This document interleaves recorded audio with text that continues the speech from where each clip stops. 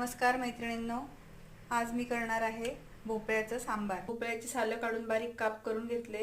आता पाणी टाकून 2 शिट्ट्या करून घेते। 2 पळ्या आंबट दही घेतलंय। 1.5 चमचा छोटा डाळीचं पीठ घेते। हे मिक्स करून घेऊ। तेल गरम झाले, जिरं मोहरी टाकून घेते। 7-8 कांड्या लसूण घेतलाय। हिंग टाकते, तिखट, कांदा लसूण मसाला, 2 मिरच्या टाकते, बोर मिरच्या, मीठ टाकते। तेल गरम झालंय, कढीपत्ता टाकते, मिरची टाकते, हिंग टाकते, थोडी हळद। आपण जो भोपळा शिजवून घेतला होता तो पाण्यासहित फोडणीत टाकायचा आहे।